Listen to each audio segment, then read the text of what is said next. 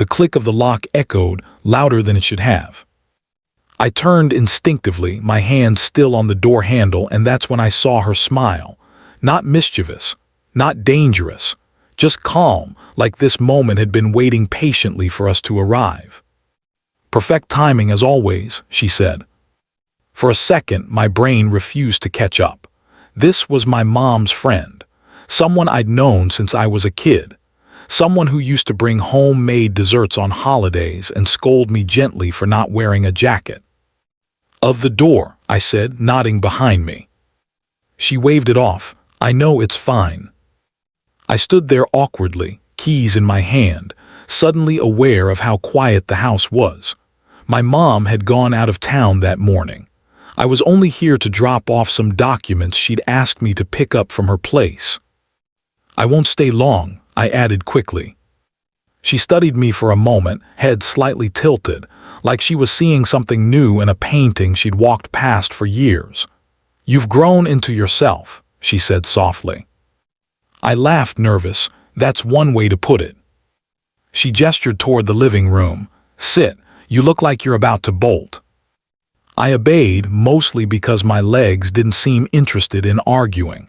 She sat across from me at first, keeping a respectful distance.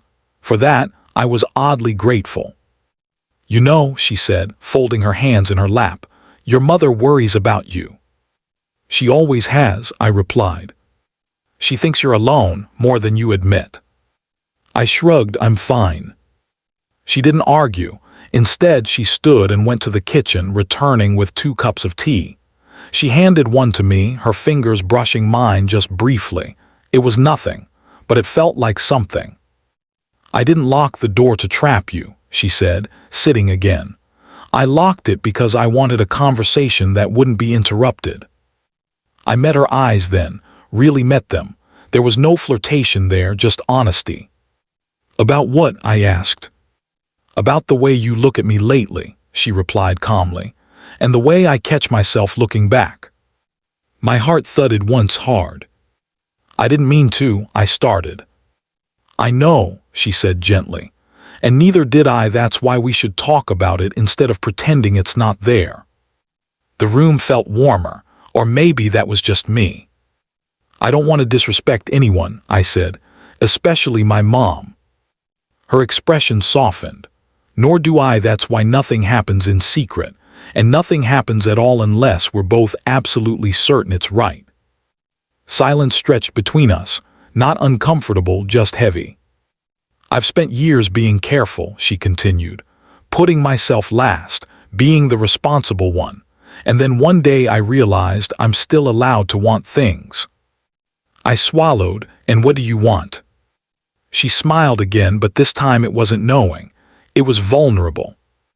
"I want to feel seen," she said. "Not chased, not admired from a distance, just seen." I nodded slowly. "I see you."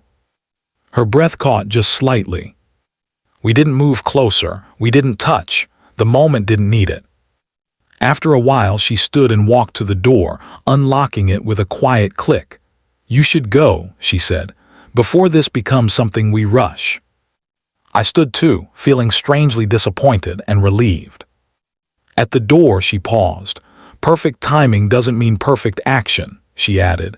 "Sometimes it just means the truth finally showed up." I nodded. "Thank you for being honest." She smiled warmly. "Anytime." When I stepped outside, the air felt cooler, clearer.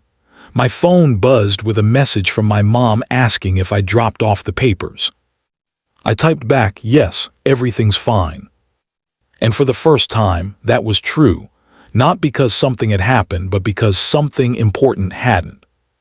Some moments don't change your life by what they give you. They change it by what they ask you to consider. I didn't drive away right away.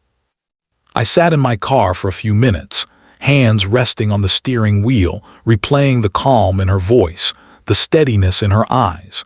Nothing dramatic had happened, yet it felt like something fundamental had shifted, like a door had opened inside me, even if we'd both chosen not to walk through it. The next few days passed quietly, too quietly. I threw myself into work, answered messages late, slept earlier than usual.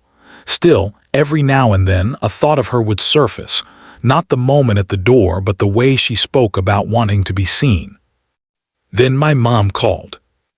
"Did you leave the envelope with her?" she asked. "Yes," I said. "She said to tell you hello." There was a pause. "She always does," my mom replied lightly. "She's coming over this weekend, by the way. You should join us." I hesitated, sure. Saturday arrived with the sound of familiar laughter filling the house. Seeing her again felt different in daylight, with other people around. She greeted me like she always had, warm, casual, nothing that would raise a single eyebrow. If I hadn't known better, I might have convinced myself that moment by the locked door had been imagined. But then, while my mom was in the kitchen, she caught my eye from across the room. Just a look. Just a second longer than necessary. Enough to remind me it was real.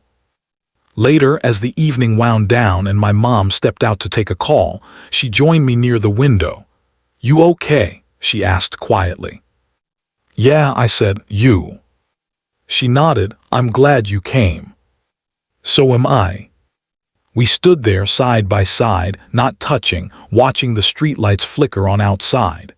The comfort of familiarity wrapped around us, but underneath it was something new, something careful. "I meant what I said the other day," she added softly, "about not rushing." "I know," I replied, "and I meant it too." She smiled, relieved. "Good." When my mom returned, the moment dissolved easily like it had never existed. That was the strange part. It didn't hurt. It felt right. As she was leaving later that night, she paused near the door and turned back to me. "Timing," she said quietly, making sure no one else could hear, "isn't just about when things happen. It's about whether you're ready to handle them with care." "I'm learning," I said. She nodded. "Me too." The door closed behind her, softly this time. And I realized something important as I stood there in the quiet house. Not every connection is meant to be acted on immediately. Some are meant to teach you restraint. Some are meant to remind you that wanting something doesn't make you reckless. Only forgetting who you are would. Whatever this was, it wasn't a mistake. It was a pause. And sometimes, a pause is exactly where growth begins.